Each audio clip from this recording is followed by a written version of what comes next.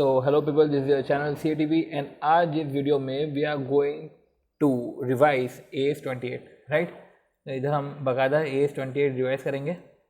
Okay, AS28 का पढ़ने का हमारा तरीका क्या रहेगा, वही कि जो नोट्स है पर्टिकुलर वो नोट्स को देखा जाएगा एंड नोट्स के बाद कुछ नोट्स में वही एप्लीकेबिलिटी है, मीनिंग है और देन इम्पेयरमेंट लॉसेस के बारे में बातचीत है और कैसे, ठीक है, ये सारा कैलकुलेशंस है। बाकी ये जो नोट्स है अराउंड 3-4-5 एक पेज का है एंड ये 5 पेज के नोट्स को पढ़ने के बाद, ठीक है, ये 5 पेज के नोट्स को पढ़ने के बाद फिर जो है हमारा जो है क्वेश्चन आंसर वाला पोर्शन स्टार्ट होगा, राइट। तो 5 पेज के नोट्स हम कवर करेंगे, देन हम हमारा जो क्वेश्चन आंसर वाला पोर्शन है, हम क्वेश्चन आंसर वाला पोर्शन देखेंगे। ओके, सो बिना किसी देर के स्टार्ट करते हैं। सबसे पहले AS28 इम्पेयरमेंट ऑफ एसेट क्या बोला है, this standard should be applied in accounting for impairment of all asset. ये स्टैंडर्ड जो अप्लाई होता है in accounting for impairment of all asset, सारे एसेट के इम्पेयरमेंट की बात करता है, अदर देन इनके बारे में बात नहीं करता, जो है 27108222। तो 27108222 क्या होता है, इन्वेंट्री AS2, 7 कंस्ट्रक्शन कॉन्ट्रैक्ट, तो जो asset arise from the construction contract, और ये फिनेंशियल एसेट 108, इंडेस 108 और डेफर्ड टैक्स एसेट AS22, ठीक है। तो ये इनके इम्पेयरमेंट पे जो आते हैं, इसके रिस्पेक्ट में ये इम्पेयरमेंट नहीं एप्लीकेबल होता, या बोल सकते हैं कि इन एसेट के रिस्पेक्ट में जो है इनका रिस्पेक्टिव AS इनसे डील करता है, AS22 इस पर एप्लीकेबल नहीं है, राइट। ओके, चलो मीनिंग, इम्पेयरमेंट लॉस का मतलब क्या होता है, the amount by which the carrying amount of an asset exceeds its recoverable amount. जो अमाउंट है जहाँ पे हमारा कैरिंग अमाउंट जो है एसेट का, वो रिकवरेबल अमाउंट से ज़्यादा हो जाता है, ठीक है। तो जो हमारा कैरिंग अमाउंट तो ज़्यादा है, पर देखा जाए तो मार्केट में इसका रिकवरेबल अमाउंट बहुत ही कम है, ठीक है। तो ऐसे केस में वो इम्पेयरमेंट होता है। अब सिंपल सी बात है, कैरिंग अमाउंट मतलब कि डेप्रिसिएशन के बाद की अमाउंट है कैरिंग अमाउंट। तो हमारा कैरिंग अमाउंट क्या होता है, कैरिंग अमाउंट क्या होता है, कैरिंग अमाउंट जो हमारा होता है वो डेप्रिसिएशन के बाद का अमाउंट होता है, राइट। सी, तो कैरिंग अमाउंट हमारा जो होता है वो डेप्रिसिएशन के बाद का अमाउंट होता है, ठीक है। तो कैरिंग अमाउंट अगर एक्सीड करता है रिकवरेबल अमाउंट से, तो वो हमारा इम्पेयरमेंट लॉस हो जाता है। अब रिकवरेबल अमाउंट का मतलब क्या होता है, higher of asset net selling price और value in use, net selling price और value in use whichever is higher, ये हमारा रिकवरेबल अमाउंट होता है। तो it is not always necessary to determine both asset net selling price and its value, ठीक है। It is not always necessary to determine, हमको asset की net selling price दी हुई है तो ठीक है, कोई जरूरी नहीं है कि हम नेट सेलिंग प्राइस और वैल्यू इन यूज़ को कैलकुलेट करें। जो भी हायर है, देखो डेटा दे के रखा है तो कैलकुलेट करना पड़ेगा, अदरवाइज जो भी हायर है हम जो है वो देखेंगे असेट की नेट सेलिंग प्राइस क्या है, या नेट सेलिंग प्राइस से अगर ज़्यादा है उसका वैल्यू इन यूज़, तो सिंपल सी बात है वो हमारा रिकवरेबल अमाउंट होगा। Not recoverable amount is determined for an individual asset, individual asset के रिस्पेक्ट में डिटरमाइन होता है, ठीक है। तो recoverable amount is determined for an individual asset, तो इंडिविजुअल एसेट के रिस्पेक्ट में डिटरमाइन होता है। तो unless the asset does not generate cash inflows, तो recoverable amount is determined for individual asset. देखो रिकवरेबल अमाउंट अभी अपन बात कर रहे हैं वो इंडिविजुअल एसेट के रिस्पेक्ट में होता है। Unless the asset does not generate cash inflow from continuing use that are largely independent of those from other asset or group of asset। क्या लिखा हुआ है, recoverable amount determined for an individual asset unless the asset does not generate cash flow. अब जब asset generate नहीं करता cash flow तब क्या आता लगे, unless the asset does not generate cash flow from continuing use that are largely independent of those from other asset और group of asset. तो यूँ तो इंडिविजुअल एसेट के लिए हम डिटरमाइन करते हैं अनलेस ये सिचुएशन है जब asset does not generate cash flow from continuing use that are largely independent from the other asset और ग्रुप ऑफ एसेट, ठीक है। अब जब ऐसा है कि अगर एसेट कैश फ्लो जनरेट ही नहीं कर रहा है कंटिन्यूइंग यूज से, जो भी इंडिपेंडेंट एसेट जो है अगर कैश फ्लो से जनरेट ही नहीं कर रहा है, तो ऐसे केस में फिर रिकवरेबल अमाउंट इंडिविजुअल एसेट का कैसे निकाले, ठीक है। जब इंडिविजुअल एसेट का कैसे निकाले, जब तुम ऐसा है कि तुम अगर निकाल ही नहीं पा रहे हो, अगर तुम निकाल ही नहीं पा रहे हो इंडिविजुअल एसेट से, अगर तुम बेनिफिट गेन ही नहीं कर रहे हो, इंडिविजुअल एसेट है और तुम कैश जनरेट ही नहीं कर रहे हो कैश फ्लो, तो फिर ऐसे केस में तुम कैसे निकाले, ठीक है। तो यूँ तो हम इंडिविजुअल एसेट ही निकाल रहे हैं, पर ऐसी सिचुएशन में हम कैसे निकालें, ठीक है। If this is the case recoverable amount is determined from the CGU। अब ऐसे केस में क्या है, तुम खुद से नहीं कर पा रहे हो ना, दो उसके साथ लग जाओ, मतलब कि CGU में अटैच हो जाओ। तो recoverable amount is determined for the CGU to which the asset belong. ठीक है, तो ये हमारा रिकवरेबल अमाउंट हुआ। तो रिकवरेबल अमाउंट के बाद नेट सेलिंग प्राइस और value in use whichever is higher. ठीक है, और इंडिपेंडेंट असेट से नहीं हो रहा है तो आप CGU से कैलकुलेट करते हो। ठीक है, अब आती है बात वैल्यू इन यूज़ की। तो is the present value of estimated future cash flow. पे वैल्यू इन यूज़ कैसे निकाले? जो एस्टिमेटेड फ्यूचर कैश फ्लो है वो एस्टिमेटेड फ्यूचर कैश फ्लो का प्रेजेंट वैल्यू निकालना है। तो present value of estimated future cash flow expected to arise from the continuing use of an asset. ठीक है, तो present value of future cash flow जो expected to arise from the continuing use of asset. ठीक है, तो future cash flow जो expected to arise from the continuing use of asset and from its disposal at the end of its useful life. तो present value of estimated future cash flow जो expected to arise from continuing use of asset and from its disposal. तो continuing use से और from its disposal at the end of useful life, जैसे जो cash flow आ रहा है उसकी प्रेजेंट वैल्यू। अब पार्शियल एग्जाम्पशन है, इस पर भी एक क्वेश्चन है, शांति रखना, आएगा इस पर भी। The definition of the term value in use, the definition of the term value in use in the provision implies that instead of using the present value technique, जैसे अभी हमने बात करी कि instead of using present value technique reasonable estimate of the value in use can be made. ठीक है, तो reasonable estimate of the value in use can be made. तो reasonable estimate of the value in use can be made. ठीक है, तो the definition of value in use in the proviso implies that instead of using present value technique, reasonable estimate of the value in use can be made. Consequently, if the SMC choose to small medium company choose to measure the value in use by not using the present value technique, the relevant provisions of AS 28 such as discount rate would not be applicable to such SMC. ठीक है, अब net selling price की बात करें तो net selling price क्या है? Amount obtainable from the sale of asset in the arm length transaction between knowledgeable willing parties, less cost of disposable. तभी तो बोला नेट। नेट तो सिंपल सी बात है, समझ ही आना चाहिए कि नेट की बात इसलिए करी है कि कॉस्ट ऑफ डिस्पोजेबल इसमें तो माइनस होगा। ठीक है, फिर carrying amount, carrying amount is the amount at which asset is recognize in the balance sheet. ये अमाउंट है जिस अमाउंट पे असेट रिकॉग्नाइज होगा बैलेंस शीट में आफ्टर डिडक्टिंग, अरे वही है ना जो भी अपन ने पढ़ा, after deducting accumulated depreciation and accumulated impairment thereon. फिर एक्यूमुलेटेड इम्पेयरमेंट देयर ऑन उसके ऊपर कैलकुलेट होता है। ठीक है, a formal estimate of impairment loss and enterprise should assess at each balance sheet date. अब इसको ना असेस करना पड़ता है, देखो assess at each balance sheet date, हर बैलेंस शीट डेट पे असेस करना। There is an indication that asset may be impaired, तो असेस करो हर बैलेंस शीट डेट पे, देखो कि इम्पेयरमेंट होने की आशंका है, और अगर आशंका है, अगर इम्पेयरमेंट एग्जिस्ट करता है, the enterprise should estimate the recoverable amount. तो ऐसे केस में रिकवरेबल अमाउंट पता करो। तो यही लिख लिया गया है कि चेक एवरी ईयर कि क्या इम्पेयरमेंट होने की आशंका है, असेस करना एवरी ईयर एंड। तो वही at each balance sheet date क्या इंडिकेशन है कि असेट इम्पेयर्ड होगा, और अगर इंडिकेशन है, if any such indication exist, the enterprise should estimate the recoverable amount of the asset. The enterprise should estimate the recoverable amount of the asset. Enterprise को estimate करना चाहिए recoverable amount of the asset. तो asset का recoverable amount को जो है enterprise को estimate करना चाहिए। Enterprise should consider as minimum the following indication. External source of information. अब एक्सटर्नल सोर्स ऑफ इन्फॉर्मेशन क्या है? Asset market value has been declined significantly. तो एक्सटर्नल सोर्स ऑफ इन्फॉर्मेशन है। तो एक्सटर्नल सोर्स ऑफ इन्फॉर्मेशन क्या है? जहाँ से इंडिकेटर प्रोवाइड हो सकते हैं कि asset market value has declined significantly. ठीक है, significant changes in the adverse effect of the enterprise have taken place in the technological. देखो asset market value has been declined significantly, तो देखो सिग्निफिकेंटली डिक्लाइन हो रहा है, तो देखो ये सब चीज़ें हैं। असेट की मार्केट वैल्यू डिक्लाइन हो रही है सिग्निफिकेंटली, ठीक है, या तो technological market economic and legal environment है। ठीक है, तो सिग्निफिकेंट चेंजेस है एडवर्स इफेक्ट में of the enterprise have taken place in the technological. तो टेक्नोलॉजिकल मार्केट इकोनॉमिक और लीगल इन्वायरमेंट में एडवर्स इफेक्ट है। ठीक है, market interest rate and other market rate of return have increase during the period.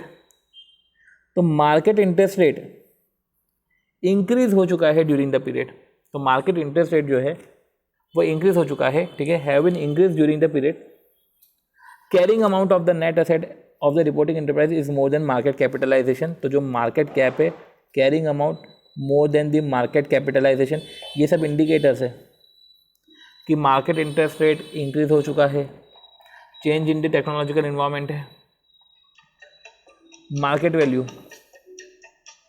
ठीक है, तो ये मार्केट वैल्यू में चेंज हो रहा है सिग्निफिकेंटली। ये एक्सटर्नल सोर्स ऑफ इन्फॉर्मेशन है इम्पेयरमेंट के। इंटरनल सोर्सेस क्या है? एविडेंस अवेलेबल है of the obsolescence and physical damage. Physical damage हुआ एसेट का। सिग्निफिकेंट चेंज एक्सपेक्टेड और taken place in the near future including plan to discontinue. तो क्या बोला? तो क्या हुआ है? सिग्निफिकेंट चेंजेस एक्सपेक्टेड और taken place in the near future including plan to discontinue और रीस्ट्रक्चर द ऑपरेशन। तो प्लान्स टू डिसकंटिन्यू, तो डिसकंटिन्यूएशन के plan and restructure the operation. ठीक है, तो ये है कि सिग्निफिकेंट चेंजेस जो है नियर फ्यूचर होने वाला है इंक्लूडिंग प्लान टू डिसकंटिन्यू, कि भैया चलो यार डिसकंटिन्यू करना है और रीस्ट्रक्चर करना है ऑपरेशन। तो सिंपल सी बात है, एसेट इम्पेयर्ड होगी तो प्लान टू डिसकंटिन्यू करना है, खत्म करना है, रीस्ट्रक्चर करना है ऑपरेशन को। ये एविडेंस अवेलेबल है from the internal reporting that indicate that economic performance of asset is worse than expected. तो एविडेंस अवेलेबल है from internal reporting that indicate that economic performance of an asset is worse than the expected. जो economic performance है वो जो हमने expect करके रखा है उस एक्सपेक्टेशन से भी पूरा वर्स जा रहा है। ठीक है, तो इकोनॉमिक परफॉर्मेंस जो है वो वर्स देन द एक्सपेक्टेड है। तो इकोनॉमिक परफॉर्मेंस, ठीक है, तो सिंपल सी बात है। अगर हम फटाफट देखें तो इंडिकेटर में मार्केट वैल्यू सिग्निफिकेंटली ऊपर नीचे हो रहा है, टेक्नोलॉजिकल इन्वायरमेंट में ऊपर नीचे हो रहा है। देखो हम लॉ तो पढ़ नहीं रहे हैं ना, तो ऑडिट पढ़ रहे हैं। फटाफट देखते हैं। मार्केट इंटरेस्ट रेट जो है वो इंक्रीज हो रहा है, कैरिंग अमाउंट जो है वो मोर देन द मार्केट कैप है, और फिर फिजिकल डैमेज है, डिसकंटिन्यू हो रहा है। तो इंटरनल सोर्स ऑफ इन्फॉर्मेशन क्या है? कैरिंग अमाउंट, फिजिकल डैमेज हो रहा है। सही में सबसे पहले तो एसेट का फिजिकल डैमेज हो रहा है, ये एविडेंस आपको अवेलेबल है।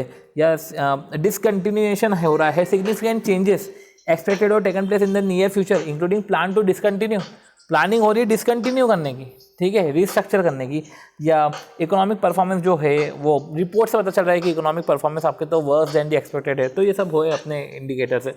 अब how to calculate net selling price? तो नेट सेलिंग प्राइस अपन ने देख तो लिया, नॉलेजेबल विलिंग पार्टीज में जो होता है लेस कॉस्ट ऑफ डिस्पोजेबल। तो बेस्ट एविडेंस, समझते क्या बोलना चाह रहे हैं?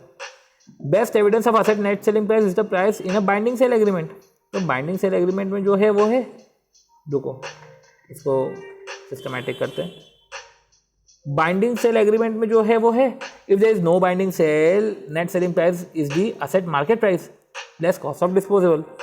तो अगर कोई बाइंडिंग सेल ही नहीं है, कोई बाइंडिंग सेल नहीं है, मतलब कि अगर नो बाइंडिंग सेल, जैसे केस में जो है market price less cost of disposal. तो असेट की मार्केट प्राइस, ठीक है, लेस कॉस्ट ऑफ डिस्पोजल। तो स्कोर हाईलाइट कर दो, market price less cost of disposal. The appropriate market price is usually the current bid price. अगर market binding sale agreement भी नहीं है और आपके पास जो है एक्चुअल मार्केट भी अवेलेबल नहीं है, तो जो बेस्ट इन्फॉर्मेशन अवेलेबल है फिर तो वो JNSP हो गया। How to calculate value in use? तो अभी अपन ने बात कर तो ली present value of cash flows, ये तो बात करी अपन ने वैल्यू इन यूज़ में, present value of future cash flow. और तुमको लग रहा है कि रीजनेबल एस्टिमेट यूज़ करना है तो तुम रीजनेबल एस्टिमेट यूज़ कर लो, तुमको मना तो है नहीं, ठीक है। तुमको लग रहा है रीजनेबल एस्टिमेट यूज़ करके बात बन जाएगी तो तुम रीजनेबल एस्टिमेट यूज़ कर लो, ठीक है, दिक्कत तो उसमें भी नहीं है। तो वही बात आती है कि ठीक है, तो ये हमने करा। How to calculate value in use? तो cash flow projection should be based on the reasonable and supportable assumptions. तो वही यार कैश फ्लो प्रोजेक्शन ये जो है तो वो तो रीजनेबल एंड सपोर्टेबल असम्पशंस होने चाहिए। Cash flow that represent management best estimate. तो cash flow projection should cover a maximum period of 5 years unless a longer period can justify. क्योंकि नवंबर 18 का एक क्वेश्चन था जिसमें 7 साल का पीरियड लिया था, तो मैक्सिमम पीरियड तो 5 year है। अब जब तक लॉन्गर पीरियड जस्टिफाइड नहीं हो तो growth rate should not exceed the long term average growth, ठीक है। तो cash flow projection should cover a maximum period. तो cash flow projection should cover a maximum period of 5 years unless a longer period अगर आपके पास justified, unless a longer period अगर आपके पास जस्टिफाइड हो तो आप बोलो, ठीक है। तो पर मैक्सिमम पीरियड तो 5 years है। Growth rate should not exceed the long term average growth rate. तो जो आपका ग्रोथ रेट है वो एक्सीड नहीं होना चाहिए long term average growth rate से। देखो आप ग्रोथ रेट तो लोगे क्योंकि आप जो है पर्टिकुलर जो है आप कैलकुलेट कर रहे हो, ठीक है ना। आप क्या कर रहे हो? आप कर रहे हो future projection, cash flow projection जो है उसका प्रेजेंट वैल्यू निकाल रहे हो। ग्रोथ रेट आप कंसीडर करोगे तो फिर वो ध्यान रखना लॉन्ग टर्म के एवरेज ग्रोथ रेट, और लॉन्ग टर्म में भी मैक्सिमम नहीं, लॉन्ग टर्म तो चलो एवरेज की बात करेगा, तो long term average growth rate से ज़्यादा नहीं होने का, ठीक है। अब composition of estimate of future cash flow, ठीक है। Estimate include projection of cash flow from continuing use of asset. देखो आप कंटिन्यू यूज़ कर रहे हो, उससे जो प्रोजेक्शन हो रहा है, projection of cash outflow that are necessary incurred to generate cash inflow. तो वही है ना कि वैल्यू इन यूज़ में कैश आउटफ्लो हो रहा है to that are necessary incurred to generate the cash inflow. वो कैश इनफ्लो को जनरेट करने के लिए, वो कैश इनफ्लो को जनरेट करने के लिए आपको जो भी कैश आउटफ्लो लग रहा है, ठीक है, तो नेट कैश फ्लो से if any to be receive for the disposal of asset. अब असेट को डिस्पोजल करके भी देखो कंटिन्यूइंग यूज हो गया, ठीक है, ये कंटिन्यूइंग यूज हो गया,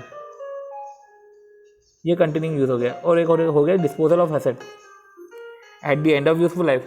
तो डिस्पोजल ऑफ एसेट से जो है कैश फ्लो जो आ रहा है, तो डिस्पोजल ऑफ एसेट से जो कैश फ्लो आ रहा है, तो वो जो है कैश फ्लो वो भी देखा जाएगा, ठीक है। अब foreign currency future cash flow, तो फ्यूचर कैश फ्लो अगर फॉरेन करेंसी में, तो future cash flow are estimated in the currency in which they will be generated. तो future cash flow are estimated in the currency in which they will be generated. तो future cash flow are estimated in a currency, वो तो उस currency में estimate होंगे in which they will be generated and then discounted using a discount rate appropriate for that currency. क्या बोला है? Future cash flow are estimated in the currency in which they will be generated. तो जिस currency में generate होंगे उस currency के future cash flow देके जो डिस्काउंट रेट अप्रोप्रिएट है उस करेंसी के लिए वो लिखा जाएगा।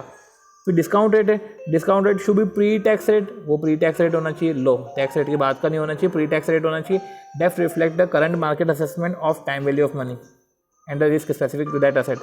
अब चलो ये हो गया हमारा, ठीक है, इतना कुछ ऐसा खास था नहीं, पर वो 5 साल का है, वो याद रखना। वो नवंबर 18 में 7 साल का था, एक क्वेश्चन आएगा नवंबर 18 का, पीएम में होना चाहिए वो क्वेश्चन, ठीक है।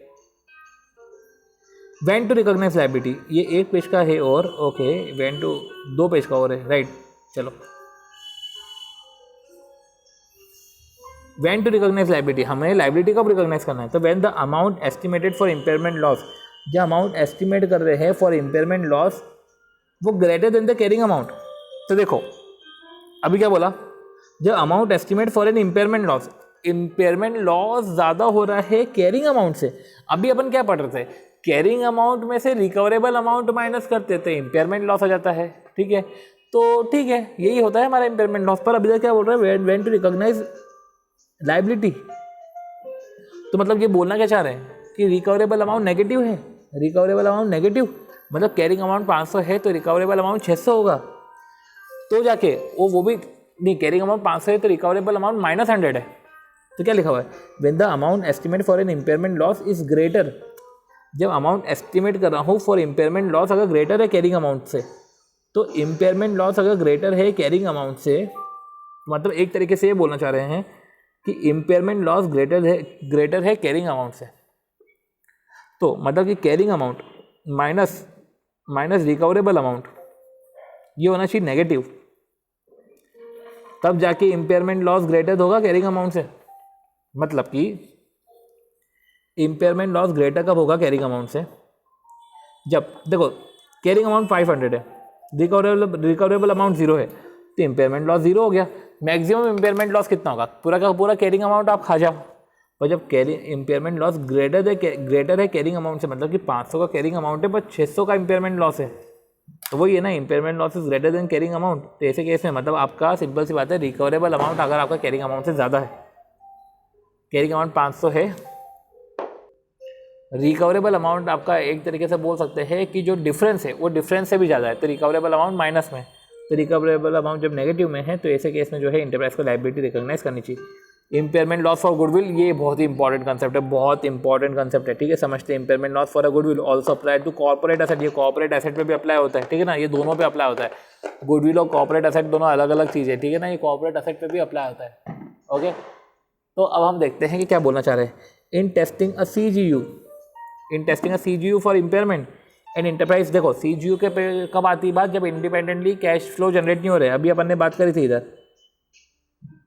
किधर बात करी थी कि जब जो है हाँ, asset not generating cash flow, asset generate नहीं कर रही cash flow from continuing use से असेट जो है कैश फ्लो जनरेट नहीं कर रही फ्रॉम कंटिन्यूइंग यूज, और वो भी इंडिपेंडेंटली जो है continuing use that are largely independent, तो इंडिपेंडेंट असेट को हम यूज़ कर रहे हैं और उस असेट को यूज़ करके जो है वो कैश फ्लो जनरेट नहीं कर रही है, तो ऐसे केस में इंसान ग्रुप ऑफ असेट पे शिफ्ट होता है, कैश जनरेटिंग यूनिट पे दिख जाता है। तो कैश जनरेटिंग यूनिट पे गए हम, ठीक है, तो कैश जनरेटिंग यूनिट पे गए तो सबसे पहले impairment loss for a goodwill, ठीक है, ऑफ अ गुडविल, इसका कैलकुलेशन भी हम नीचे पढ़ेंगे, उसको भी हम समझेंगे। तो क्या बोला है, impairment loss for a goodwill also apply to corporate asset. तो इन टेस्टिंग अ सीजीयू, जब हम सीजीयू टेस्ट कर रहे हैं इम्पेयरमेंट के लिए, जब हम सीजीयू टेस्ट कर रहे हैं इम्पेयरमेंट के लिए, enterprise should identify whether goodwill is recognize in the financial statement. तो इंटरप्राइज शुड आइडेंटिफाई, इंटरप्राइज को आइडेंटिफाई करना चाहिए क्या गुडविल को रिकॉग्नाइज करना चाहिए इन द फाइनेंशियल स्टेटमेंट, ठीक है। तो enterprise should in testing CGU ना, हम सीजीयू को टेस्ट कर रहे हैं इम्पेयरमेंट के रिस्पेक्ट में, हम सीजीयू को टेस्ट कर रहे हैं इम्पेयरमेंट के रिस्पेक्ट में, तो आइडेंटिफाई करो कि क्या गुडविल को रिकॉग्नाइज करना चाहिए फाइनेंशियल स्टेटमेंट में। तो prefer a bottom up test, देखो दो टेस्ट है, सीजीयू को टेस्ट करें इम्पेयरमेंट के लिए, तो एक बॉटम अप टेस्ट है और एक टॉप डाउन टेस्ट है, ठीक है। तो performing a bottom up test that the enterprise should identify whether the carrying amount of goodwill can be allocated on a reasonable and consistent basis. तो perform a bottom up test that is the enterprise should identify, enterprise को identify करना चाहिए carrying amount of goodwill that can be allocated on a reasonable and consistent basis. तो carrying amount of goodwill, ठीक है, तो carrying amount of goodwill की बात कर रहे हैं, ओके। तो carrying amount of goodwill, goodwill का भी कैरिंग अमाउंट बोल रहे, ध्यान रखना, carrying amount of goodwill, carrying amount of goodwill that can be allocated on a reasonable and consistent basis, ठीक है, तो आइडेंटिफाई करो। And then compare the recoverable amount of CGU, वो सीजीयू का रिकवरेबल अमाउंट है, then compare recoverable amount of CGU under review to its carrying amount, recognize any impairment loss. तो क्या बोला है, identify whether carrying amount of goodwill can be allocated on a reasonable and consistent basis and then compare a recoverable amount of CGU under review to its carrying amount, recognize any impairment loss. तो compare करना recoverable amount of CGU under review to its carrying amount, recognize any impairment loss. समझते हैं, करेंगे, समझते हैं। Enterprise should perform the step at 2 above even if none of the carrying amount of goodwill can be allocated. तो भले ही कोई सी भी goodwill की वैल्यू अलोकेट नहीं हुई on a reasonable consistent basis, तो भी देखना क्या करना हमको कि बॉटम अप टेस्ट में आइडेंटिफाई करना carrying amount of goodwill allocate हो सकती है क्या, एंड देन कंपेयर करना recoverable amount of CGU under review to its carrying amount. तो आइडेंटिफाई करना रिकवरेबल अमाउंट को कैरिंग अमाउंट से कंपेयर करना, सॉरी कंपेयर करना, ठीक है, क्या बोला, कंपेयर करना। तो कंपेयर करना रिकवरेबल अमाउंट को to its carrying amount, recognize any impairment loss. तो कंपेयर करना रिकवरेबल अमाउंट को under review to its carrying amount, ठीक है। एग्जाम्पल इन नेक्स्ट पेज हम समझेंगे, okay, example in next page, okay. अब अगर टॉप डाउन टेस्ट चल रहा है, if the enterprise could not allocate the goodwill, enterprise should perform a top down test. देखो अगर the enterprise should perform at the step at 2 above even if none of the carrying amount of goodwill can be allocated on a reasonable consistent basis. तो अगर allocate नहीं कर पाया goodwill को, तो ऐसे केस में enterprise should perform a top down test that is the enterprise should identify smallest CGU, पहले स्मॉलेस्ट सीजीयू आइडेंटिफाई करो that include the CGU under review. Identify a smallest cash generating unit that include the CGU under review to which carrying amount goodwill can be allocated. तो identify करना है smallest CGU that include the CGU under review। तो एक smallest CGU को identify करना that include the CGU under review to which carrying amount of goodwill can be allocated on a reasonable consistent basis and then compare the recoverable amount of the larger CGU to the carrying amount and recognize any impairment loss, ठीक है। तो अभी अपन इधर समझते हैं क्या बोलना चाह रहे हैं कि पहले हम कैरिंग अमाउंट आइडेंटिफाई करेंगे, ठीक है, और कंपेयर करेंगे रिकवरेबल अमाउंट सीजीयू का under review to its carrying amount. तो रिकवरेबल अमाउंट को कैरिंग अमाउंट से जो है हम कंपेयर करेंगे, तो रिकवरेबल अमाउंट को कैरिंग अमाउंट से कंपेयर करेंगे, ठीक है। तो रिकवरेबल अमाउंट को कैरिंग अमाउंट से कंपेयर करेंगे, तो रिकवरेबल अमाउंट को कैरिंग अमाउंट से कंपेयर करेंगे, ठीक है। अब अगर could not allocate the goodwill to the enterprise, तो ऐसे केस में जो है हम instead of carrying amount of goodwill और रिकवरेबल अमाउंट ऑफ सीजीयू, इधर क्या करेंगे, रिकवरेबल अमाउंट हम स्मॉल सीजीयू आइडेंटिफाई करेंगे and include CGU that include, ऐसा स्मॉलेस्ट सीजीयू आइडेंटिफाई करेंगे जिसके अंदर इंक्लूड हो CGU under review to which carrying amount of goodwill can be allocated, जिस पे जो है carrying amount of goodwill can be allocated on a reasonable consistent basis. फिर हम कंपेयर करेंगे, जैसे ऊपर कंपेयर करा था ना वैसे इधर कंपेयर करा था ना रिकवरेबल अमाउंट को कैरिंग अमाउंट से, वैसे ही कंपेयर करेंगे रिकवरेबल अमाउंट ऑफ CGU नहीं, इधर क्या कंपेयर करेंगे recoverable amount of larger CGU, इधर था CGU, ठीक है। तो ये फ़र्क है, larger CGU to its carrying amount and recognise any impairment loss, ठीक है, to its carrying amount and recognise any impairment loss. चलो, carrying amount after bottom up test, ठीक है, goodwill and corporate asset both cover, तो ये है अपना, okay. चलो, ओके, तो रिकवरेबल अमाउंट है ऑफ द CGU, ठीक है, इतना कुछ खास नहीं इसमें, ओके। इधर क्या लिखा हुआ है, CGU है तो गुडविल रिड्यूस होगी पूरी, तो क्या बोला है कि अगर CGU है तो गुडविल रिड्यूस होगी पूरी, समझते हैं। चलो, ये इतना हमने कर लिया, बॉटम अप टेस्ट और टॉप डाउन टेस्ट, इसके बारे में जो डिटेल है अभी हम उसको क्वेश्चन से देखेंगे, एग्जाम्पल इन नेक्स्ट पेज, ये तो हम देखेंगे, ठीक है।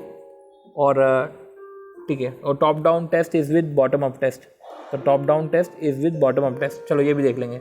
अब allocation, the impairment loss should be allocated to reduce the carrying amount, तो impairment loss should be allocated to reduce the carrying amount, तो इम्पेयरमेंट लॉस जो है वो हम अलोकेट करेंगे to reduce the carrying amount, वो कैरिंग अमाउंट को reduce करने के लिए, ठीक है ना। तो इम्पेयरमेंट लॉस को अलोकेट करो to reduce the carrying amount of the asset. तो अलोकेशन क्या है कि impairment loss should be allocated to reduce the carrying amount of the asset of the unit in the following order. First, to goodwill, तो goodwill जो allocated है to the CGU पहले उधर जाएगा, ठीक है, फिर then to other asset of the unit on a pro rata basis based on carrying amount of each asset, ठीक है। तो गुडविल का प्रपोर्शन इन CGU, जैसे CGU में जितना भी प्रपोर्शन है गुडविल का, तो impairment loss should be allocated to reduce the carrying amount of asset, तो first to goodwill and then to other asset of the unit on a pro rata basis based on the carrying amount of each asset in the unit. तो ये है कि since अभी नवंबर 17 में कुछ ऐसी बात करी है कि since the goodwill has arisen on the acquisition of asset, AS 14 comes into the picture. As of para 19 और AS 14, goodwill shall amortize over a period not exceeding 5 years. तो गुडविल अमोटाइज हो जाना चाहिए over a period not exceeding 5 year, ठीक है। तो goodwill amortise हो जाएगा और नॉट एक्सीडिंग 5 ईयर्स, ठीक है। दैट इज़ नॉट इतना खास, ठीक है ना, इतना खास तो था नहीं। एंड अलोकेशन की हमने बात कर ली, रिवर्सल का कुछ देख लेते हैं। रिवर्सल में क्या बोल रहे हैं, अलोकेशन के बारे में बात जो है वो भी नवंबर 18 के एग्जाम में कर ली थी। अब जो है हम थोड़ा सा बात कर लेते हैं किसकी, रिवर्सल की। Impairment loss reversal, an enterprise should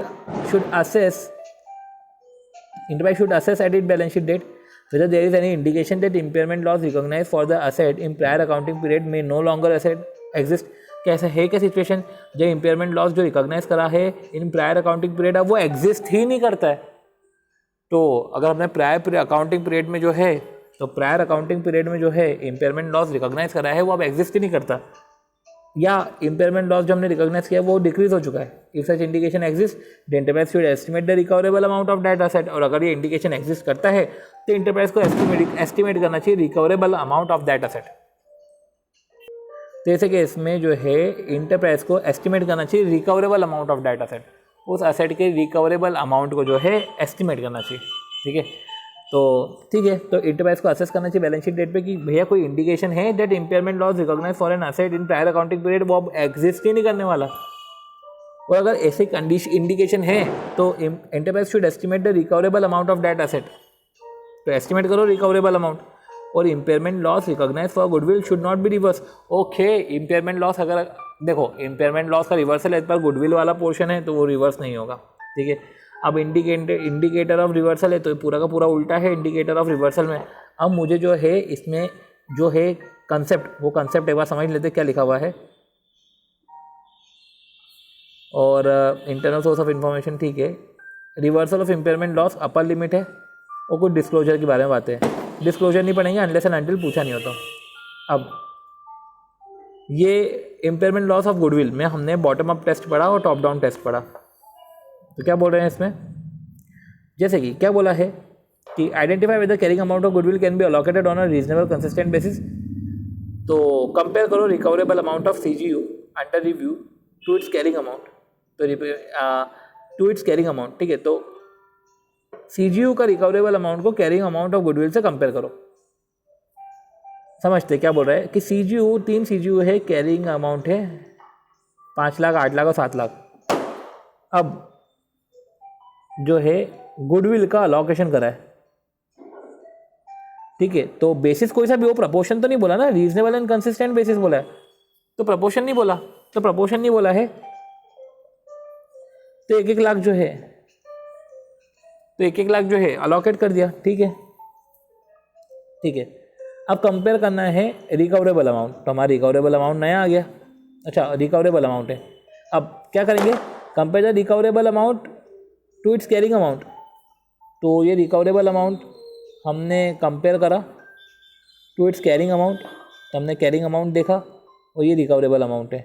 impairment loss आ गया 1.5 लाख का और 2 लाख का, ठीक है। तो इम्पेयरमेंट लॉस आ गया, समझते हैं। अब इम्पेयरमेंट लॉस है, ये इम्पेयरमेंट लॉस है, तो अलॉकेशन इम्पेयरमेंट लॉस। अब क्या करेंगे, रिकॉग्नाइज करेंगे first to goodwill, allocated to the CGU।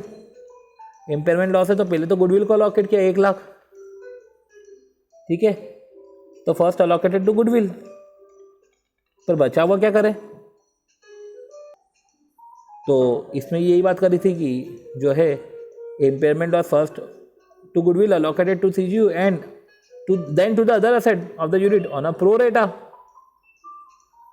basis based on carrying amount of each asset, on a pro rata basis based on carrying amount of each asset in the unit। तो pro rata basis तो बचा हुआ चले जाएगा।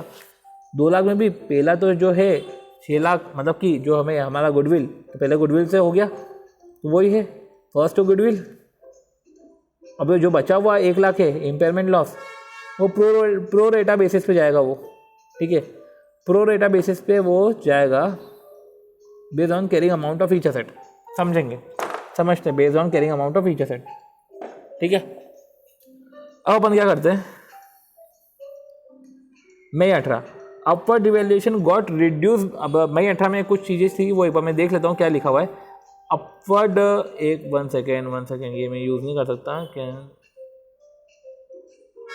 Okay, क्या बोला है मई 18 में upward devaluation got reduced by depreciation of such excess. क्या लिखा है, अपवर्ड डिवैल्यूएशन, जैसे कि जो भी अपवर्ड डिवैल्यूएशन होता है, got reduced by depreciation of such excess. तो अपवर्ड डिवैल्यूएशन है वो रिड्यूस होता है डेप्रिसिएशन से ऑफ सच एक्सेस, उस एक्सेस पे डेप्रिसिएशन लगता है, not of depreciation of whole amount of asset, ठीक है। Depreciation of whole amount of asset से रिड्यूस नहीं होते हुए, वो तो जो एक्सेस का डेप्रिसिएशन है उससे माइनस होता है, ठीक है। ये तो नॉर्मल था, पर ठीक है, क्वेश्चन में आया होगा तो इसलिए लिखा है। अब रिवर्सल ऑफ इम्पेयरमेंट लॉस, वो अपर लिमिट, देखो इम्पेयरमेंट लॉस का रिवर्सल हो रहा है, तब इम्पेयरमेंट लॉस कितना हो सकता है, वही है max to max carrying amount जितना इम्पेयरमेंट लॉस होगा तुम्हारा, तो इंक्रीज्ड कैरिंग अमाउंट। अब देखो max to max carrying amount जितना आपका इम्पेयरमेंट लॉस होगा, तो कैरिंग अमाउंट को कम कर देता है इम्पेयरमेंट लॉस, तो बढ़ा भी सकता है कभी रिवर्सल हो तो, ठीक है, तो कैरिंग अमाउंट बढ़ जाएगा। The increased carrying amount due to reversal of impairment loss should not exceed the carrying amount that would have been determined. तो increased carrying amount of asset due to reversal of impairment loss should not exceed, वो exceed नहीं होना चाहिए the carrying amount that would have been determined net of amortisation of depreciation had no impairment loss.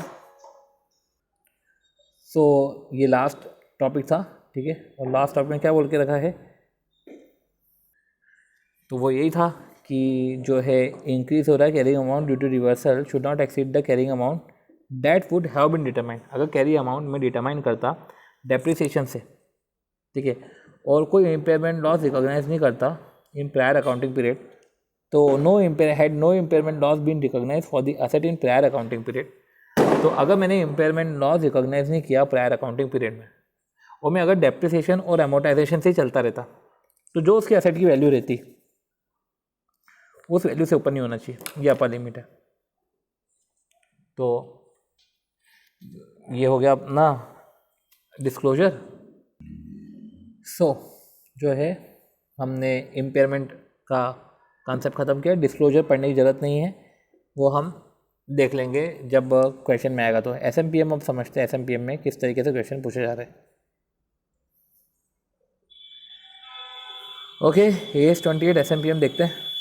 Okay, सो जो है हमारा illustration 27.20, पहला illustration हम study material में पढ़ रहे हैं कि Ergo Industries Limited gives the following estimate of cash flow. तो following estimate of cash flow, ठीक है, उसने बताया following estimate of cash flow relating to fixed asset. Following estimate of cash flows की बात कर रहा है वो वैल्यू इन यूज़, क्योंकि ये कैश फ्लो की बात सिर्फ अपन ने वैल्यू इन यूज़ में पढ़ी है, ठीक है, कैश फ्लो की बात अपन ने वैल्यू इन यूज़ में पढ़ी है, ठीक है। तो ठीक है, डिस्काउंट रेट 15% है, ठीक है। Residual value at the and जो है वो 1000 लाख है। फिक्स्ड एसेट परचेज 1/1/2013 को 40,000 लाख, ठीक है, और यूजफुल लाइफ 8 साल है। नेट सेलिंग प्राइस 31/12/16, क्योंकि सिंगल ईयर है, मतलब जनवरी से दिसंबर का ईयर है, और 31/12/16 का नेट सेलिंग प्राइस है जो है 20,000 लाख। चलो, अब सबसे पहले तो कैश फ्लोज देखे रखा है, वैल्यू इन यूज निकाल सकते हैं, net selling price, recoverable amount निकाल सकता है। फिक्स एसेट परचेस किया है, यूजफुल लाइफ 8 साल है, डेप्रिसिएशन है, तो हम सब निकाल सकते हैं क्योंकि हमको 31/12/16 को निकालना है, ठीक है। 31/12/16 को हमको कैरिंग अमाउंट निकालना है। सबसे पहले तो कायदे से देखा जाए तो SLM मान लूँ मैं, क्योंकि यूजफुल लाइफ 8 साल है, तो दिसंबर 13, दिसंबर 14, दिसंबर 15, दिसंबर 16, 4 साल का डेप्रिसिएशन। तो फिक्स्ड एसेट हमारी कितनी है, 40,000 लाख।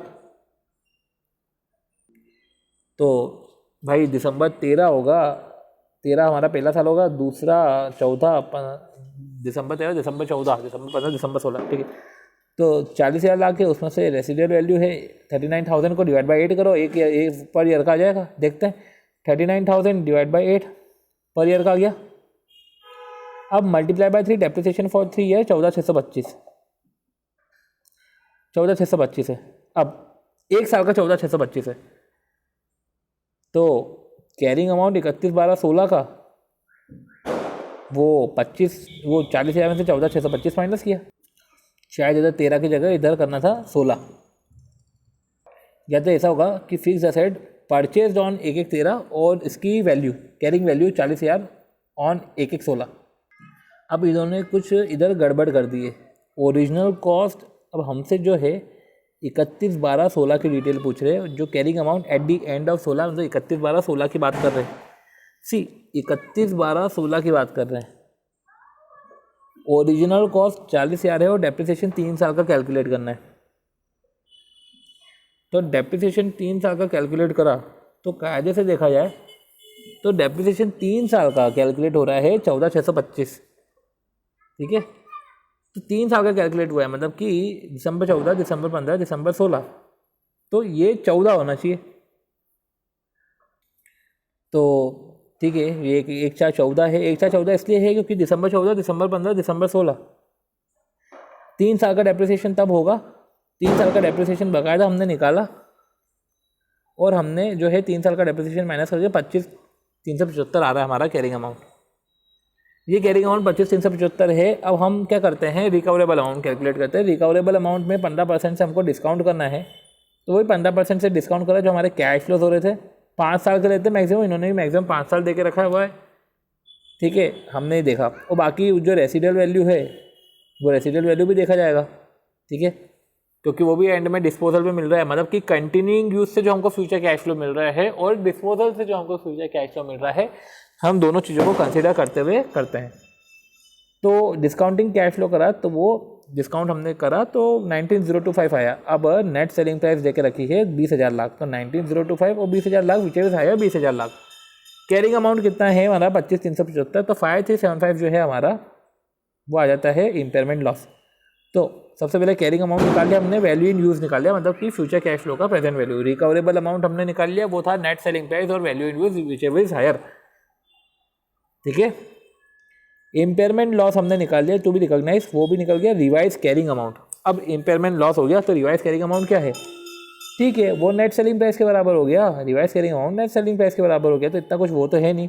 और डेप्रिसिएशन चार्ज फॉर 2017 का डेप्रिसिएशन क्या है, अब जो है डेप्रिसिएशन अब अगले 5 साल के लिए चलेगा ना वो, तो 20,000 डिवाइड बाय 5, ओके, गड़बड़, गड़बड़। डेप्रिसिएशन फॉर 2017, डेप्रिसिएशन जो फॉर 2017 है तो जो है 20,000 में से 1,000 माइनस होगा, क्योंकि रेसिडुअल वैल्यू तो रेसिडुअल वैल्यू है, वो तो हमको मिलने ही वाली है एट द एंड।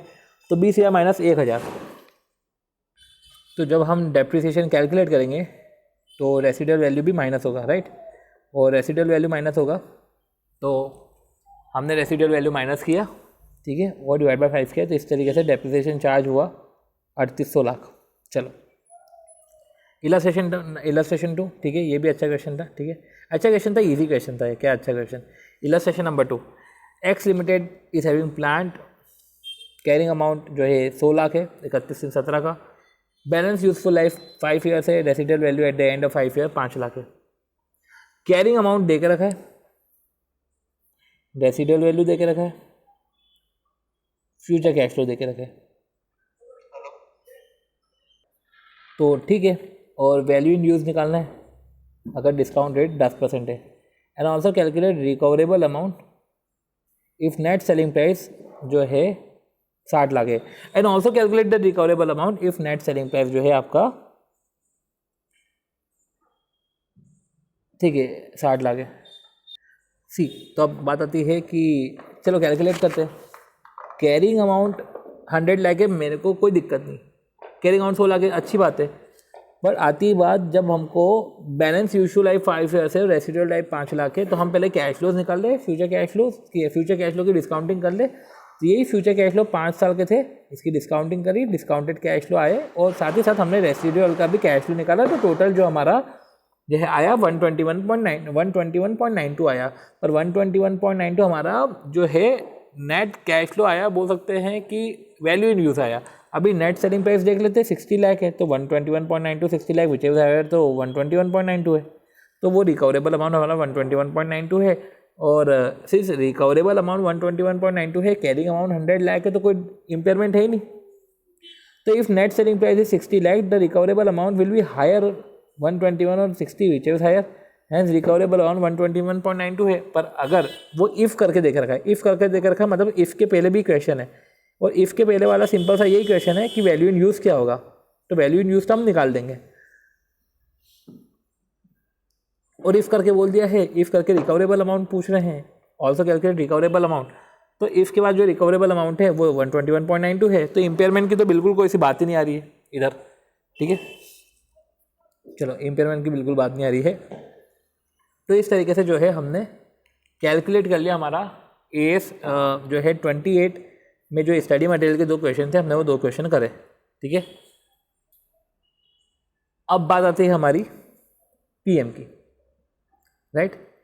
पीएम में अराउंड होने चाहिए 5-6 क्वेश्चन तो होने चाहिए। देखते हैं पीएम में कितने क्वेश्चन है।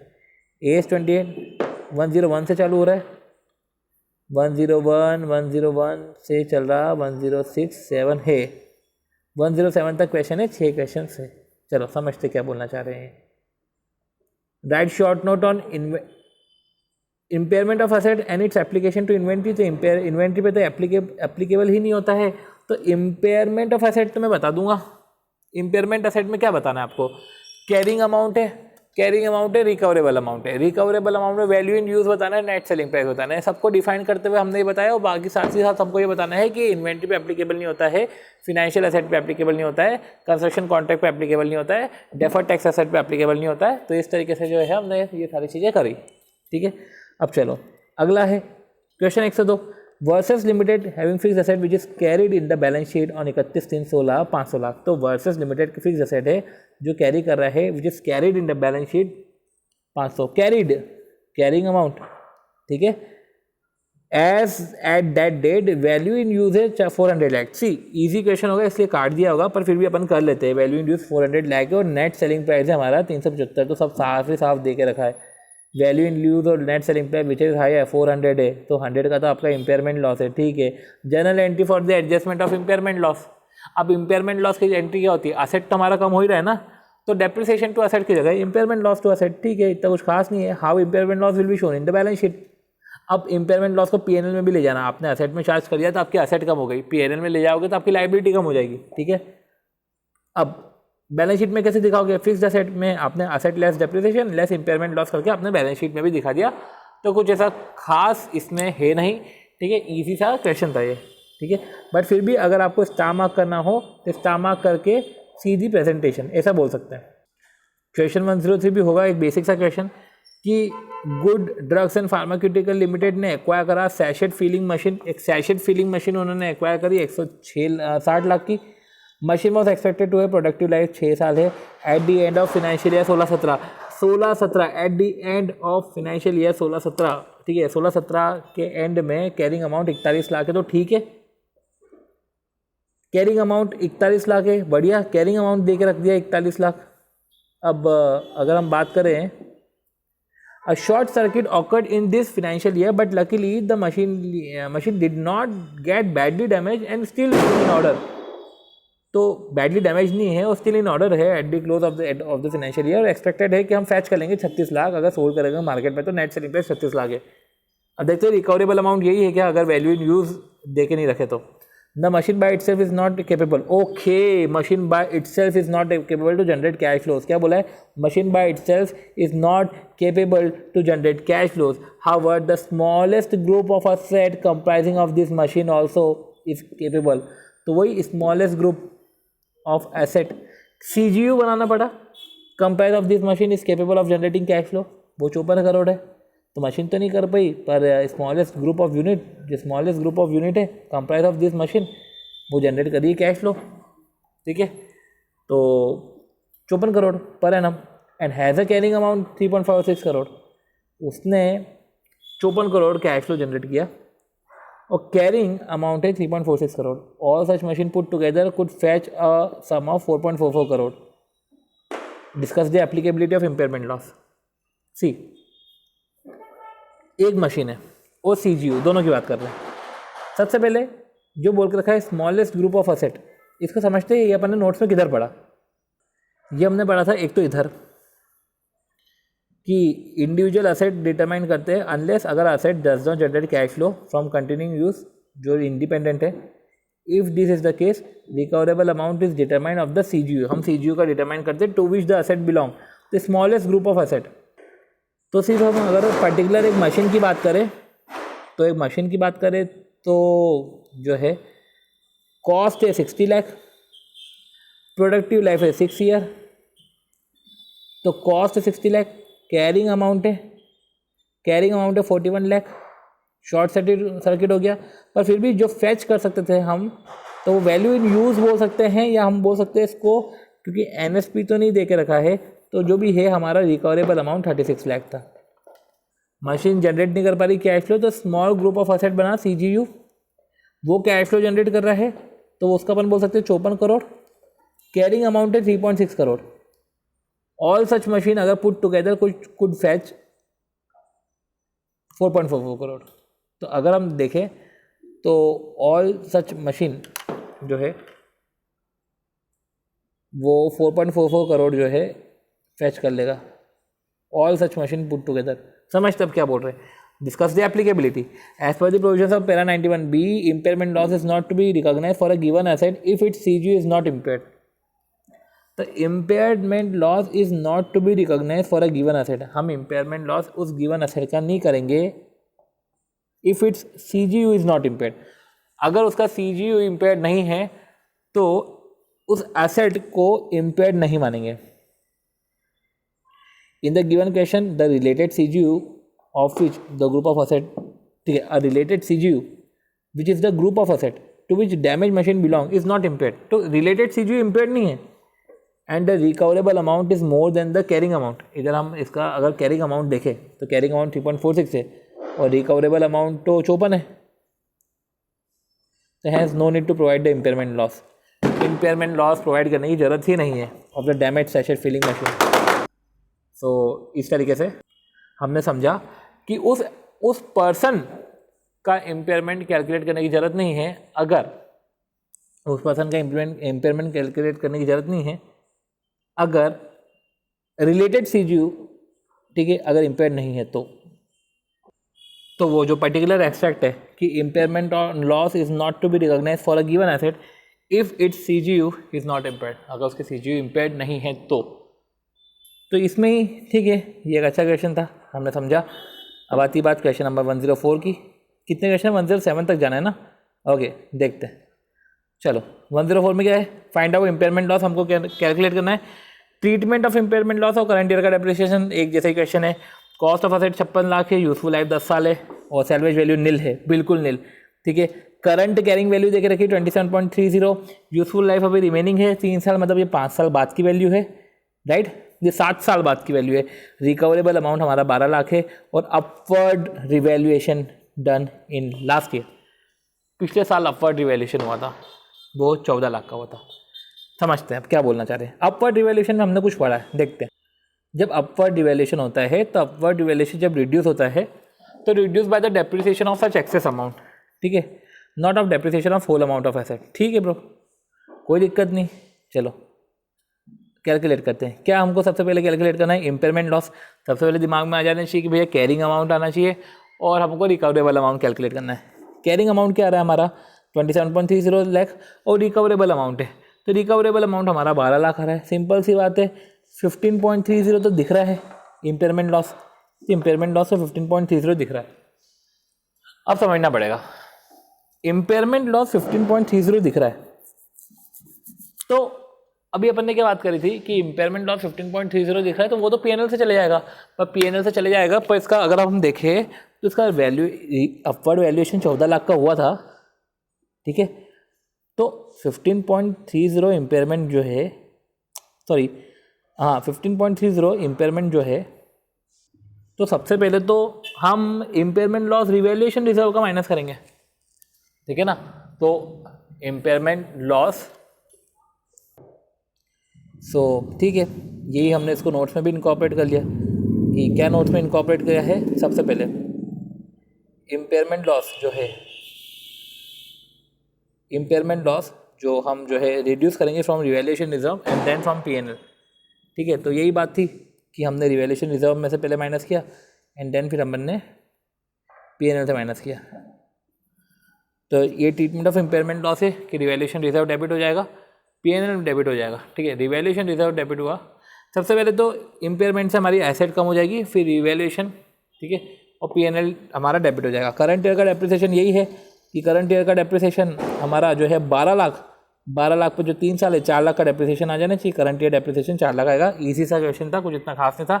इसके रिलेवेंट में हमने क्वेश्चन भी लिख लिया है, उसके रिलेवेंट में जो छोटा सा एक्सट्रैक्ट था वो भी लिख लिया। अब क्वेश्चन 105 क्या बोलता है? क्वेश्चन 105, 106 और 107 तीन अच्छे क्वेश्चन से, ये तीन अच्छे क्वेश्चन को देख लेते हैं। ओके, सबसे पहले ओके, तो 105, an asset does not meet the requirement of environmental laws. अब इन्वायरमेंटल लॉज की रिक्वायरमेंट को मीट अप नहीं करा है, which have been recently enacted, asset destroy होगी as per the law. The asset has to be destroyed. The asset is, अभी indicator है देखो, does not meet the requirement of independent environmental loss, does not meet the requirement of environmental loss, ये indicator है। अभी अपन ने क्या पढ़ा था इंडिकेटर में? अगर हम हमारे नोट्स में देखें, ये आ गया हमारा इन्वायरमेंटल लॉ की significant change with an adverse effect, significant change और एडवर्स इफेक्ट, ठीक है, on the enterprise takes place technology market में लीगल इन्वायरमेंट में। तो इधर लिख देता हूँ मैं, change in environmental laws. Okay, तो ये हमारा इंडिकेटर था, ठीक है। अब क्या कर रहे हैं ये? असेट इज कैरीड, सो वही है कि does not meet the requirement of environmental laws और असेट डिस्ट्रॉय हुआ है as per the law. Asset is being carried in the balance sheet. Carrying value क्या है? कैरिंग वैल्यू क्या है in the balance sheet? 6 lakh. Estimated cost of destroy करने की cost उसकी, ठीक है, वो 70,000 है। अब असेट को कैसे अकाउंट फॉर करें? सी एस्टिमेट कॉस्ट ऑफ डिस्ट्रॉय, ये ना, ये एस्टिमेट कॉस्ट ऑफ डिस्ट्रॉय ना तब आता है जब हम वो कैलकुलेट करें। क्या कैलकुलेट करें? Net selling price. तो नेट सेलिंग प्राइस जब हम कैलकुलेट करते हैं ना, तो उसकी selling price minus cost of disposal minus कर देते। तो इधर तो सिर्फ कॉस्ट ऑफ डिस्पोजल दे दिया 70,000, मतलब नेट सेलिंग प्राइस हमारी नेगेटिव है और वैल्यू इन यूज़ है तो हमारा 0 है। अब इधर ये समझना पड़ेगा कि वैल्यू इन यूज़ को 0 माने कि नहीं माने, क्योंकि अगर वैल्यू इन यूज़ को 0 माने तो हमारा जो है 6 लाख हो जाएगा इम्पेयरमेंट। अगर वैल्यू इन यूज़ को नहीं माने कि ये है ही नहीं, तो ऐसे केस में जो हमारा है नेगेटिव में मान लिया जाएगा और इम्पेयरमेंट लॉस हमारा ज़्यादा हो जाएगा और ऐसे केस में हमको लायबिलिटी बुक करनी पड़ जाएगी। देखते हैं। तो वैल्यू इन यूज़ को नील मान लिया। ओके, वैल्यू इन यूज़ को नील मान लिया। ओके, तो impairment loss therefore will be calculated 6 lakh. ठीक है, इम्पेयरमेंट लॉस अब 6 लाख है। कभी वैल्यू इन यूज़ देके ही नहीं रखे तो ऐसे केस में तो हम क्या बोलते हैं कि नेगेटिव में है रिकवरेबल अमाउंट, तो ऐसे केस में हमारा जो है लाइबिलिटी क्रिएट हो जाती। तो देयरफॉर इस केस में तो ऐसा कुछ भी नहीं है। Therefore asset is fully impaired और इम्पेयरमेंट लॉस जो है 6 lakh has to be recognised as an expense immediately. उसको एक्सपेंस बुक करो immediately in the statement of PNL. Statement of PNL में एक्सपेंस पूरा इमीडिएटली बुक कर लो। राइट,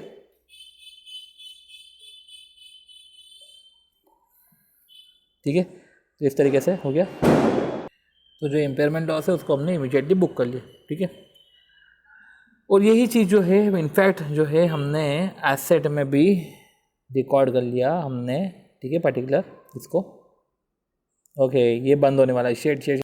सो अब हम ये कंसेप्ट बुक में इधर लिख लिया, वही पूरे क्वेश्चन को कॉपी कर दिया कि असेट कैरी हो रहा था बैलेंस शीट में 6 लाख पे, एस्टिमेटेड कॉस्ट ऑफ डिस्ट्रॉइंग 70,000 है। एस्टिमेटेड कॉस्ट ऑफ डिस्ट्रॉइंग 70,000 है। तो ऐसे केस में क्या करना, वैल्यू इन यूज़ को तो नील लेना। तो ऐसे केस में वैल्यू इन यूज़ नील है तो मेरा नेट सेलिंग प्राइस 70,000 है और रिकवरेबल अमाउंट 0 हो जाएगा ऐसे केस में, क्योंकि 0 और -70,000 विच एवर हायर 0 हो जाएगा और आपका फुल्ली असेट जो है 6 लाख से इम्पेयर्ड हो जाएगी। ठीक है, अब 106 और 107। ठीक है, करते दोनों क्वेश्चन, छोटे छोटे क्वेश्चन है, अच्छे क्वेश्चन है, करते हैं। सबसे पहले क्या है कि जी लिमिटेड ने एक्वायर करी मशीन 1 अप्रैल 2010 को 7 करोड़ की, जिसकी एस्टिमेटेड यूजफुल लाइफ है 7 साल। तो 7 करोड़ की मशीन ली, 7 साल की यूजफुल लाइफ है। मशीन डेप्रिशिएट हो रही है एसएलएम बेसिस पे and does not carry residual value, और कोई रेसिडुअल वैल्यू कैरी नहीं करता। तो मशीन एक्वायर करी है, तो मशीन एक्वायर करी है 1 अप्रैल 2010 से, 7 करोड़ की मशीन है, यूजफुल लाइफ 7 साल है। मशीन डेप्रिशिएट हो रही है एसएलएम बेसिस पे और does not carry residual value, does not carry residual value, कोई रेसिडुअल वैल्यू नहीं है। ठीक है, 4 साल बाद 11, 12, 13, 14 कैरिंग वैल्यू है 5.10 crore and the surplus arising out of revaluation being credited. अब सरप्लस जो arise out of revaluation, surplus arise out of revaluation, surplus arise हो रहा है आउट ऑफ रिवैल्यूएशन, वो क्रेडिट हो गया रिवैल्यूएशन रिजर्व में। तो कैरिंग वैल्यू है 5.1 करोड़ और सरप्लस अराइज हो रहा था वो क्रेडिट हो गया रिवैल्यूएशन रिजर्व में। तो कैरिंग वैल्यू जो है मशीन की 5.10 करोड़ है और सरप्लस जो रिवैल्यूएशन से अराइज हो रहा है वो रिवैल्यूएशन रिजर्व में क्रेडिट हो गया। ठीक है, तो रिवैल्यूएशन हुआ, रिवैल्यूएशन रिजर्व में क्रेडिट हुआ for the year ended March 16। Conditions indicating the impairment, देखो मशीन एक्वायर करी 1 अप्रैल 2010 में, यूजफुल लाइफ 7 साल है। मशीन डेप्रिशिएट हो रही है एसएलएम बेसिस पे, कोई रेसिडुअल वैल्यू कैरी नहीं कर रहा है और 1 अप्रैल 2014 को कैरिंग वैल्यू जो है रीअसेस्ड एट 5.10 करोड़ और सरप्लस कैरिंग वैल्यू जो है 5.10 करोड़ है। ठीक है, और and surplus arising out of revaluation being credited to revaluation reserve, and जो सरप्लस है वो रिवैल्यूएशन रिजर्व में ले गए। तो सरप्लस कितना, जब आप बोल रहे हो सरप्लस ले गए तो सरप्लस कितना, तो देख लो 7 करोड़ का अगर अपन देखें तो कायदे से 4 साल बाद तो 3 करोड़ बचना था, तो 2.10 तो सरप्लस है। ठीक है, तो दिख रहा है वो 2.10 करोड़ सरप्लस। ठीक है, लिख लेते हैं इसको। तो यही है कि 2.10 करोड़ हमारा जो है सरप्लस है for the year ended March 16। Conditions indicating an impairment, conditions indicating an impairment of the machine existed and the amount recoverable ascertained to be only 79 lakh. तो क्या लिखा हुआ है, conditions indicating an impairment of the machine, conditions जो indicate कर रहा है impairment of the machine existed. तो कंडीशन जो इंडिकेट कर रहा है इम्पेयरमेंट, तो क्या बोला है कि conditions indicating an impairment of the machine existed and the amount recoverable ascertained to be 79 lakh. तो जो condition indicating an impairment of the machine existed, तो वो एक्सटर्नल इंडिकेटर है कि इम्पेयरमेंट ऑफ मशीन है, रिकवरेबल अमाउंट है सिर्फ 79 लाख। तो रिकवरेबल अमाउंट 79 लाख है, गए 5.10 करोड़ की एसेट थी, रिकवरेबल अमाउंट 79 लाख है, तो गए कितना इम्पेयरमेंट हो जाएगा, अगर हम देखें 1 अप्रैल को रीअसेस हुआ था और रिवैल्यूएशन अपन ने 2.10 से, ठीक है, हमने उसको रिवैल्यूएशन रिजर्व क्रेडिट किया for the year ended March 16। तो हमको ये for the year ended March 16 है, देखो ये भी ध्यान रखना, for the year ended March 16। तो मार्च 16 ना, मतलब अगर हम देखें तो हमारा 5.1 करोड़ है, ठीक है। अब 5.1 करोड़ है तो हम इसको बाइफरकेट करते हैं भैया, 5.1 करोड़ में 3 करोड़ और 2.1 करोड़, ठीक है। अब देखा जाए तो 5.1 करोड़ हमारा 11, 12, 13, 14 ये 3 साल तक और चलेगा। तो 5.1 करोड़, क्योंकि रेसिडुअल वैल्यू तो है नहीं, does not carry residual value, तो 5.1 डिवाइड बाय 3 तो 1.7 करोड़, ठीक है। 1.7 करोड़ हमारा हर साल होगा। अब 1.7 करोड़ हर साल होगा तो मतलब कि सिंपल सी बात है, 1.7 हर साल है, मतलब हर साल 1/3 है।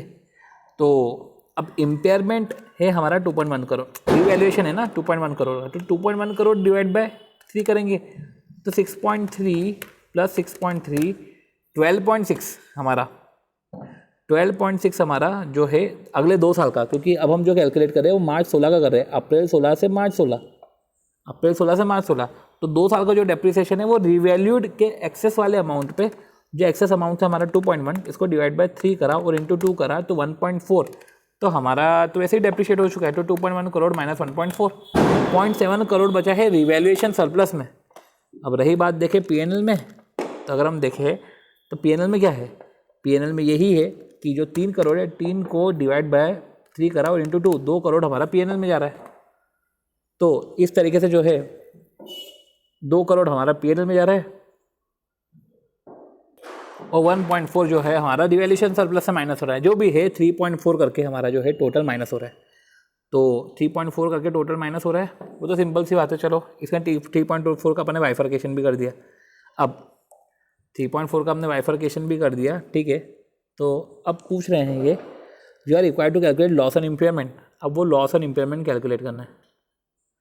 तो सबसे पहले तो 3.4 करोड़ अभी भी और रिकवरेबल अमाउंट 79 लाख है। तो भैया 3.4 करोड़ है अभी और रिकवरेबल अमाउंट 3.4 करोड़ माइनस होके कैरिंग अमाउंट आ रहा है 1.7 और रिकवरेबल अमाउंट है 0.79।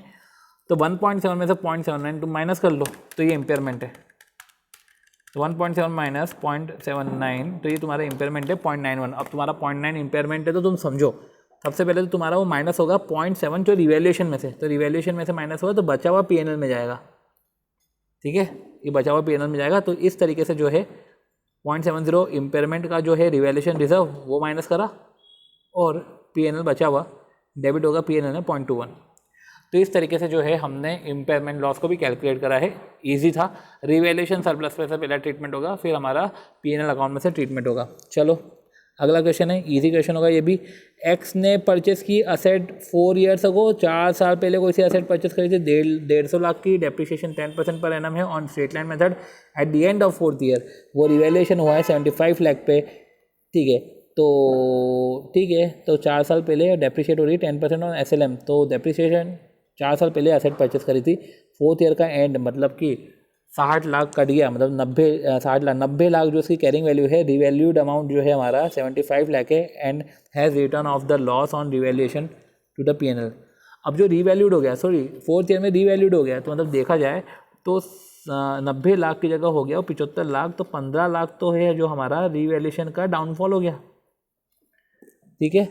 However on the date of revaluation market price 67.5 है एंड एक्सपेक्टेड डिस्पोजल कॉस्ट भी 3 है। तो on the date of revaluation अगर हम देखें तो डाउनफॉल तो हो गया, ठीक है, 15 से, पर अगर हम देखें तो जो है 67.5 लाख और डिस्पोजल 3 लाख है, तो 64.5 लाख हो गया हमारा। क्या हो गया 64.5 लाख हमारा, 64.5 लाख हमारा हो गया net selling price. What will be the treatment of impairment loss on the basis of fair value of revaluation purpose? On the basis of fair value for revaluation purpose, ठीक है। on the basis किस basis पे? on the basis that fair value of revaluation purpose, ठीक है। तो on the basis that fair value of revaluation purpose is determined by market value. तो on the basis that जो fair value of revaluation purpose is determined by market value and the value in use estimated at 60 lakh और value in use estimated at 60 lakh. सबसे पहले carrying amount हमारा कम हो गया, 75 लाख हो गया, ठीक है, 15 लाख तो उधर ही माइनस हो गया, चलो कोई दिक्कत नहीं. 75 लाख अब 62.5 से 64.5 और 60 विच इज हायर 64.5. 75 में से 64.5 माइनस करो, ठीक है, तो 75 में से 64.5 माइनस करो तो 10.5 लाख. तो ये तो इम्पेयरमेंट लॉस है 10.5 लाख. 10.5 लाख ये हमारा इम्पेयरमेंट लॉस है. तो impairment loss 10.5 lakh should be recognise as expense in the statement of PNL. वो तो स्टेटमेंट ऑफ पीएनएल में चले जाएगा सिंस अब वो इमीडिएटली चले जाएगा. क्यों जाएगा? देखो अगर अपवर्ड वैल्यूएशन होता तो रिवैल्यूएशन सरप्लस में कुछ था, उसको ख़त्म करो. अब ये डाउनवर्ड रिवैल्यूएशन है तो रिवैल्यूएशन से तो गए, साथ में इम्पेयरमेंट भी हो रहा है, तो वो तो recognise as an expense immediately since there is a downward revaluation of asset which is already charge to PNL. Downward revaluation तो ऑलरेडी चार्ज टू पीएनएल